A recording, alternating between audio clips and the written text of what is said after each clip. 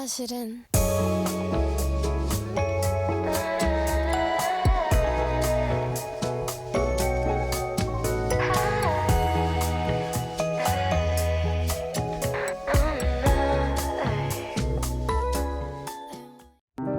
Wow.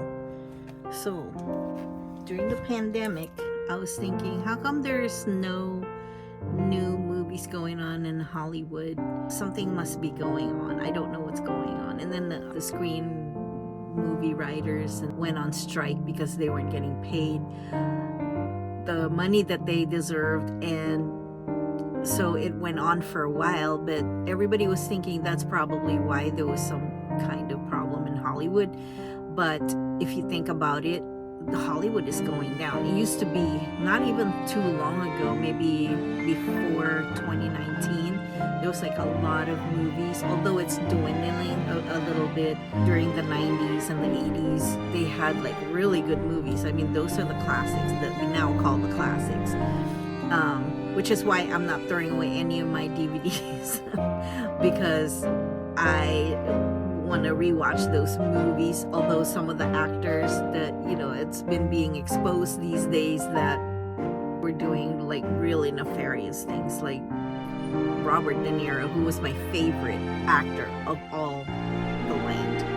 He was my favorite actor, and then he started getting into politics, like your opinions. It's becoming like really so far off, far left that, you know, I just couldn't justify. Like, I still like him as an actor. You know, he's a good actor, don't get me wrong.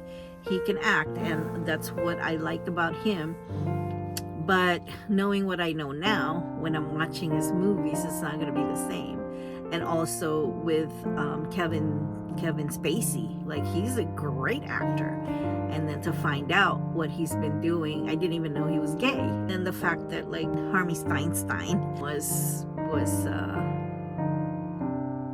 convicted, and all of these things that have been happening lately, that you didn't think that these guys are gonna be so nefarious and doing it to the most innocent of all creatures, the children, the young people. I just couldn't believe it. And that being said, I knew that there was something going on in Hollywood during the pandemonium.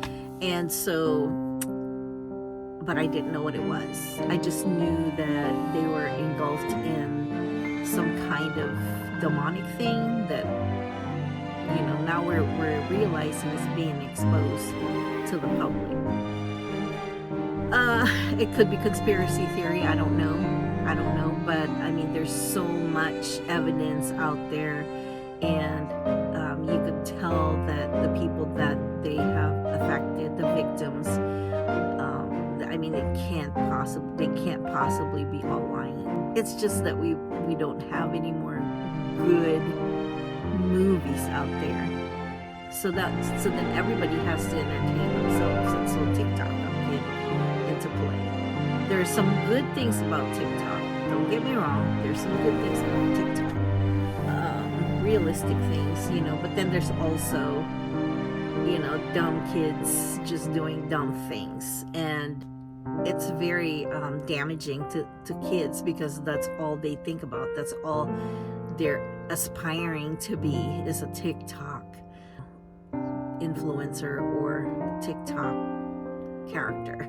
I don't know. I mean, and they do stupid things like making bird noises or meowing or just crazy things. It's even a TikTok trend where they do things whatever the person that's paying for it wants you to do. So they're gonna act crazy, act stupid, act dumb, you know. And this is what's the problem now with kids, because they're addicted to it now. And so, and you know, when it first started, TikTok is really a company in China, and lo and behold, TikTok is banned in China. They don't let the kids do TikTok videos and everything.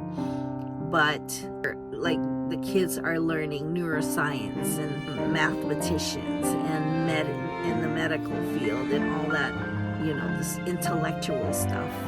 They gave us TikTok in order to dumb down our kids and make their kids a lot more intelligent. And that's the problem. That's the problem now, because our kids are not learning anything. They don't like school anymore because why? They make money on TikTok. Why go to school?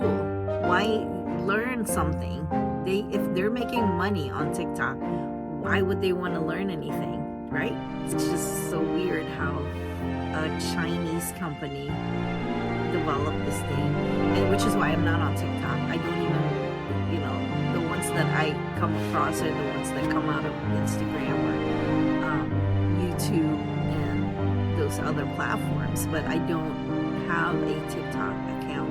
I mean, they also steal your data, is what I hear. So you could be attacked data-wise in that way. So just don't want to have anything to do with it. It's just crazy. So yeah, I just can't imagine how parents, if you are a parent out there who are allowing your kids to be on TikTok, you need to stop. You need to stop, because it's gonna ruin them. Right now you don't see it because they're young. And I've done this before as a parent. My kids want to watch TV all the time. Oh, he'll grow out of it, or she'll grow out of it, but really, you just don't know. Is he really, or is she really going to outgrow it, or is she going to be addicted to it, or he's going to be addicted to whatever they're watching, that's influencing them right now and that's ruining their life? You don't know. There's a lot of kids who are addicted to their phones right now who go crazy, like literally they go crazy, and they have a meltdown when the parents take the iPad or the phones away from them. And it's easy for a parent to do that because it's a babysitter, it's a nanny. Yeah, it's a device nanny.